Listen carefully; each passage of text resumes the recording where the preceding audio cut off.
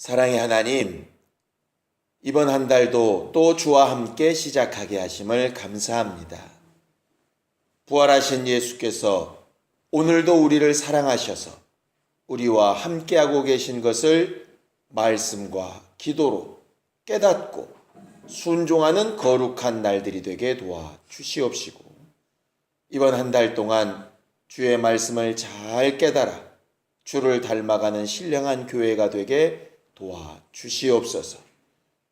수고하고 무거운 모든 짐들이 주 앞에 내려놓게 하여 주시옵시고, 하나님께서 우리와 함께 하시는 기쁨으로 충만케 되어지는 거룩한 한 달이 되도록 역사하여 주시옵소서. 예수님의 이름으로 기도하였습니다. 아멘. 하늘에 계신 우리 아버지여, 이름이 거룩히 여김을 받으시오며 나라의 마옵시며 뜻이 하늘에서 이룬 것 같이 땅에서도 이루어지이다. 오늘날 우리에게 일용할 양식을 주옵시고, 우리가 우리에게 죄 지은 자를 사하여 준 것 같이 우리 죄를 사하여 주옵시고, 우리를 시험에 들게 하지 마옵시고 다만 악에서 구하옵소서. 나라와 권세와 영광이 아버지께 영원히 싸움나이다. 아멘. 하나님의 말씀은 누가복음 24장 44절부터 49절까지 말씀을 함께 같이 합독하겠습니다. 누가복음 24장 44절부터 49절까지 말씀을 함께 합독하겠습니다. 함께 읽습니다. 시작. 또 이르시되 내가 너희와 함께 있을 때에 너희에게 말한 바 곧 모세의 율법과 선지자의 글과 시편에 나를 가리켜 기록된 모든 것이 이루어져야 하리라 한 말이 이것이라 하시고, 이에 저희 마음을 열어 성경을 깨닫게 하시고, 또 이르시되 이같이 그리스도가 고난을 받고 제3일에 죽은 자 가운데서 살아날 것과 또 그의 이름으로 죄 사함을 얻게 하는 회개가 예루살렘으로부터 시작하여 모든 족속에게 전파될 것이 기록되었으니 너희는 이 모든 일의 증인이라. 볼지어다 내가 내 아버지의 약속하신 것을 너희에게 보내리니 너희는 위로부터 능력을 입히울 때까지 이 성에 유하라 하시니라. 우리 하나님은 오늘도 말씀대로 일하시는 하나님이십니다. 예수가 이 땅에 오실 때에 말씀이 육신이 되어 이 땅에 오셨고, 그는 오실 때부터 하나님께서 미리 말씀하신 바 그대로 그 말씀을 이루시기 위하여 동정녀의 몸에 잉태되셔서 그가 하나님의 부르심을 입고 성령으로 인치시기까지 기다려 행하시다가 성령께서 그를 이끌어 하나님의 약속하신 말씀대로 일하도록 하셨을 때에 순종하여 죽기까지 수고하시고, 죽음에 갇혀서 무덤에서 3일 동안 계시는 동안에도 하나님의 말씀대로 부활하셔서 주의 사람들에게 나타나셨을 때에도 오늘 우리가 기록된 말씀을 읽은 것처럼 말씀대로 가르쳐 말하시고 행동하신 분이 바로 예수십니다. 그리고 그의 제자들에게 동일하게 부탁하시는 것은 기록된 말씀대로 하나님의 말씀이 이루어지고 역사하고 있는 사실을 증거하는 증인이 되어달라고 그렇게 말하고 계시죠. 우리는 이제 지난 주일 부활절을 기념하여 축하했는데, 이제 그 부활절 이후로 성령이 강림하시는 50일까지 제자들은 과연 어떻게 했을까 하는 것을 좀 생각해 봤습니다. 이번 한 달이 결국 부활하신 예수와 함께하는 그런 한 달일 것이기 때문에 실제로 예수께서 3년 동안 공생애 하시는 기록은 굉장히 많이 남아 있는데, 부활하셔서 승천하시기 전까지 한 40일의 기록은 별로 남아있질 않아요. 분명히 그때도 예수는 살아계셔서 역사하시고 일하셨을 텐데 과연 그때 예수는 뭐 하셨을까? 그의 제자들은 보면 예수께서 죽으신 다음에 부활하셨다는 소식이 이곳저곳에서 들려올 때에도 그들은 또 각각 자기들의 사는 곳으로 가기도 하고 자기들 생각대로 도망가기도 하고 어떤 사람은 두려워 떨며 괴로워하기도 하고 어떤 사람은 예수 부활하신 사실을 막 증거하기도 했는데 그런 많은 주의 제자들 가운데서 예수는 과연 뭐 하셨을까? 그랬더니 오늘 말씀이 이렇게 딱 들어오더라 이 말이죠. 우리는 보통 예수께서 부활하시고 성령께서 오시기 이전까지의 내용을 그냥 휙 지나가기가 굉장히 쉽습니다. 그런데 실제로 예수께서 부활하셔서 자기의 일을 다 이루어 놓으시고 또 자기의 일을 대신하기 위해서 오실 그 성령이 오시기 그 중간까지 50일 기간을 예수는 과연 얼마나 집중해서 자기가 하셔야 될 일의 마무리를 잘 하셨을까? 이렇게 생각해 보면 우리가 지금 보내야 될 이번 한 달이 그렇게 그냥 넘어갈 만한 한 달은 아니라 하는 것이죠. 예수께서 40일 동안에 하셨던 일 가운데 가장 중요한 일이 뭘까를 봤더니 오늘 본문에 있는 말씀 가운데 45절이 이렇게 마음에 들어왔습니다. 45절 함께 읽죠. 45절 시작. 이에 저희 마음을 열어 성경을 깨닫게 하시고 이렇게 되어져 있습니다. 예수는 하나님의 말씀을 다 아시고 다 깨달으시고 또 그것이 무엇을 의미하고 자기에게 어떻게 하라고 하시는지 너무 잘 아셨기 때문에 성령을 힘입어서 그 모든 일을 아시고 순종하기를 아끼지 아니하셨던 하나님이세요. 그런데 그의 제자들은 예수께 3년 동안이나 쫓아다니면서 그가 하시는 일을 보고 함께 기도하고 함께 먹고 마시고 함께 이적을 봤는데도 불구하고 예수님처럼 순종함이나 예수님처럼 담대함이나 예수님에게 나타났던 역사나 이런 것들이 잘 안 드러나더라 이 말이죠. 왜 그랬을까? 똑같이 감동받아 이적도 나타내고 전도도 하고 귀신도 쫓고 능력도 나타내고 하는 것들을 간간히 경험하면서도 왜 결정적인 순간에는 순종이 안 되고 낙심한 것처럼 실패한 것처럼 그렇게 되어졌을까? 그 바로 앞에 보면 우리가 잘 아는 엠마오로 가는 두 제자의 이야기가 나옵니다. 예수를 잘 따르던 제자, 따르고 싶었던 제자, 예수님처럼 말씀대로 순종하고 역사하고 싶었던 제자들이 예수께서 죽으신 것을 보고 또 그가 정말 무기력하게 끝나는 것처럼 보여졌을 때 두렵고 떨려서 그들이 막 엠마오로 도망을 가지요. 엠마오로 도망가던 그 두 제자에게 부활하신 예수께서 나타나십니다. 그들과 함께 걷기도 하시고 그들에게 말도 하시는데 제자들은 도무지 눈이 가리워서 예수가 예수인지 알아보지도 못합니다. 도대체 뭐가 그렇게 눈을 가리웠을까? 자기들 문제, 자기들 두려운 것, 정말 과거의 경험, 예수가 죽으셨다는 그 경험, 그 모든 것들이 눈앞에 가리워지니까 예수가 함께 가시고 옆에서 말씀하시고 그들을 위로하시고 격려하시고 하는데도 전혀 남의 나라 이야기 같다는 거죠. 그럼에도 불구하고 예수께서 그들과 함께 하시고 떡을 떼어주시고 또 그들이 경험했던 것을 반복하게 하시고 이렇게 하셨을 때에 그들이 눈이 밝아져서 예수인 줄 알아봅니다. 알아보고 나서 그들이 말하는 고백이 이것입니다. 자, 성경을 보겠습니다. 24장 32절입니다. 24장 32절 함께 읽습니다. 시작. 저희가 서로 말하되 길에서 우리에게 말씀하시고 우리에게 성경을 풀어주실 때에 우리 속에서 마음이 뜨겁지 아니하더냐 그랬어요. 이때는 물론 예수를 알아보기 이전입니다.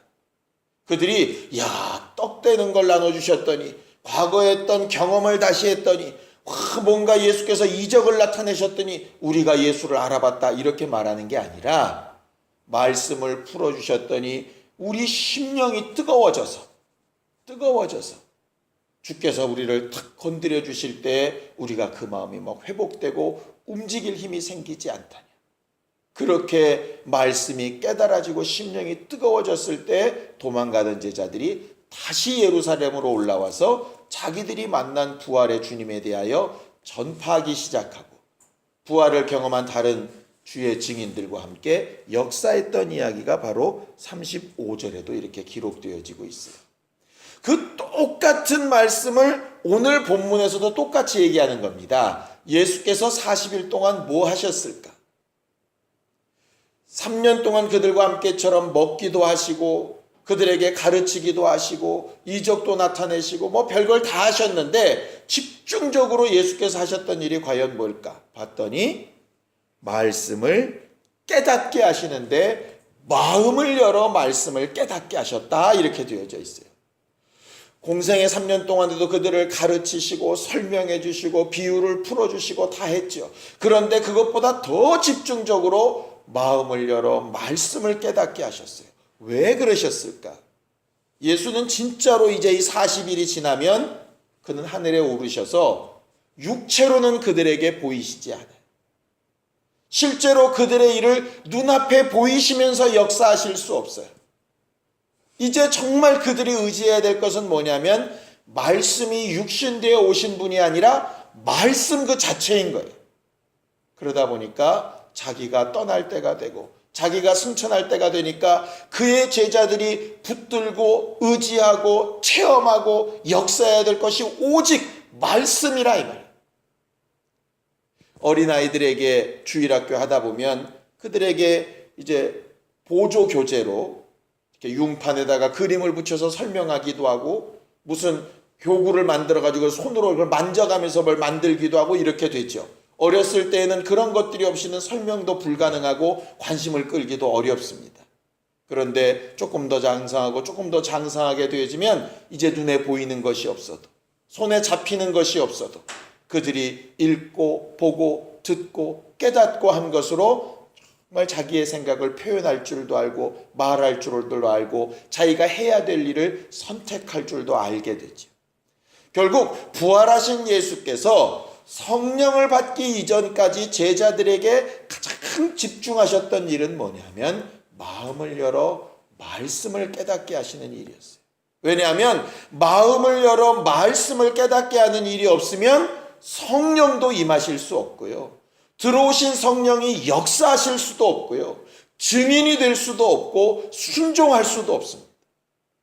우리는 흔히 왜 내가 정말 이렇게 신앙생활 오래 했는데 왜 이렇게 나는 순종이 안 될까? 나는 왜 이렇게 예수의 은혜를 잘 알았다 하고 배웠다 하면서도 왜 이렇게 내가 심령이 기쁘게 하나님의 뜻대로 순종이 잘 안 될까? 나는 왜 예수의 증인된 삶을 못 살까? 왜 나를 통해서 전도의 역사와 영혼들이 구령되는 일이 안 될까? 나는 왜 이렇게 내 삶이 여전히 힘들고 괴롭고 아플까? 물론 여러 가지 이유들이 있을 수 있겠지만 그 모든 일의 가장 근본적인 진단을 예수는 뭐로 하고 계시냐 하면 마음을 열어 말씀이 깨달아지지 않았기 때문이라고 되어져 있어. 우리가 성령이 우리에게 임하셔서 이 피우시기 이전까지 성을 떠나지 아니하고 집중해야 될 일이 바로 이 부분입니다. 마음을 열어 말씀을 깨닫는 것이. 물론 말씀을 깨닫고 성경을 공부하고 말씀 안에 있는 주의 음성을 듣고 하는 것으로 완성이란 얘기는 아닙니다. 그것을 통해서 순종하고 증인되기 위해서 하는 것입니다. 그런데 증인되고 역사하고 일하는 데 절대적으로 필요한 부분은 뭐냐면 보는 예수, 그 다음에 역사하는 힘 가운데 마음을 열어 깨닫는 일이 꼭 필요하다는 거죠. 우리는 이번 한 달 동안에 그렇게 마음을 열어 말씀을 깨닫는, 내가 무엇을 해야 되는 사람인지, 어떻게 하라고 하시는 사람인지, 눈앞에 서 계신 예수께서 이것도 하고 저것도 하고 이거는 가져가고 이거는 가져가지 말고 이렇게 일일이 지시하였어야 됐던 제자들에게서 성령이 입히셔서 자유한 심령으로 역사하시기 이전까지의 그 중간을 우리가 마음을 열고 말씀을 깨닫고 심령이 뜨거워지는 신령한 체험을 할 수 있는 한 달이 되기를 예수님의 이름으로 축원합니다. 특별히 이번 한 달은 우리 교회가 이제 개척을 한 지 딱 1년이 되어지는, 말 그대로 한 돌이 되어지는 그런 이제 한 달입니다. 우리가 아이들 돌예배를 하는 의미가 있죠. 아이가 태어나서 엄마의 뱃속에서가 아닌 새로운 환경에서, 새로운 환경에 적응할 수 있는 힘을 봄, 여름, 가을, 겨울 잘 적응한 다음에 이제 1년이 지난 다음부터는 말 그대로 사람 구실할 수 있는 사람이 되었다는 걸 축하하기 위해서 돌잔치 이렇게 해주고, 그가 이제 잡는 것을 따라서 그의 인생을 이렇게 선택하며 살라고 가르치고 하는 것이 돌되는 일 아니겠습니까? 결과적으로 이번 한 달이 우리 교회가 이제 막 일하고 순종하고 역사해야 될 것을 준비할 수 있는 그런 마지막 달이라고 생각이 듭니다. 구약 성경에 보면 새로 남편과 결혼한 가정은 1년 동안 유예되는 것들이 있습니다. 노역에 불려가거나 전쟁에 불려가거나 다른 일을 하는 데서 다 빠집니다. 왜냐하면 그 1년 동안은 가정을 지키고 서로 가정에게 이렇게 서로 적응하게 되고 서로 사람들을 위해서 집중하게 되고 하는 것이 마치 우리가 허니문이라고 부르는 것처럼, 그 얘기는 1년이 지난 후에는 이제는 정상적인 가정으로, 정상적인 국민으로, 정상적인 조직원으로 일할 수 있는 임무가 부여되는 것이 그 가정이라는 뜻이 됩니다. 어찌 보면 이번 한 달은 우리가 마음을 새롭게 하고 말씀을 깨닫고 허니문처럼 보낼 수 있는 마지막 달이에요. 적어도 이 달이 끝나고 나서는 우리가 또 다음 세 달을 맞이할 때는 이제 우리는 어떻게 해야 되는 교회인가를 결정해야 될 그런 시기가 된 것입니다. 그 시기를 정말 말씀으로 잘 깨닫고 인도받는 한 달이 될 수 있도록 이번 한 달을 좀 마음을 새롭게 하고 심령을 뜨겁게 하여서 주의 말씀대로 내가, 우리 교회가 가야 될 방향과 길과 선택을 잘 준비할 수 있는 그런 신령한 주님의 교회가 될 수 있기를 예수님의 이름으로 축원합니다. 시간 예수에 한번 부르고 간절히 같이 기도할 때 정말 우리에게 말씀을 가르치시고 성령으로 감동하시고 하나님께서 깨닫게 하시고 마음을 열게 하여 주셔서 우리 안에 정말 성령을 주인으로 모시고 성령으로 마음껏 일하시게 할 수 있는 바탕이 되는 우리 모두가 되게 하여 주시옵소서. 예수에 한번 부르고 간절히 같이 기도하겠습니다.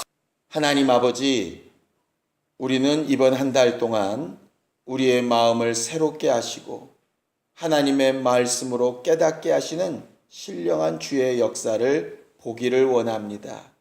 성령께서 역사하실 수 있도록, 주의 증인들이 되어질 수 있도록 세우신 주님의 교회가 교회로서의 일을 잘 감당할 수 있도록 준비하는 한 달이 되게 도와주시옵시고, 이번 한 달 동안 주 예수의 사람들이 하나님의 하신 일들을 더 분명히 보고 심령이 뜨거워져서 주의 말씀 앞에 행복하고 그 말씀대로 순종할 힘을 얻는 신령한 날들이 되게 매 순간순간을 도우시고 역사하여 주시옵소서.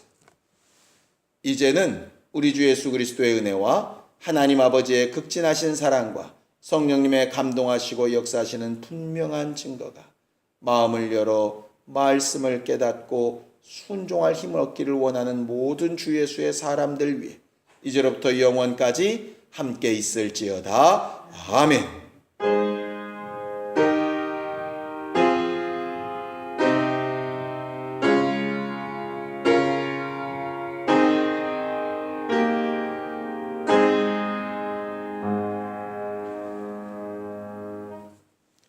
우리 기도 들으신 하나님 앞에 감사하는 박수 건네겠습니다. 수고하셨습니다. 감사합니다.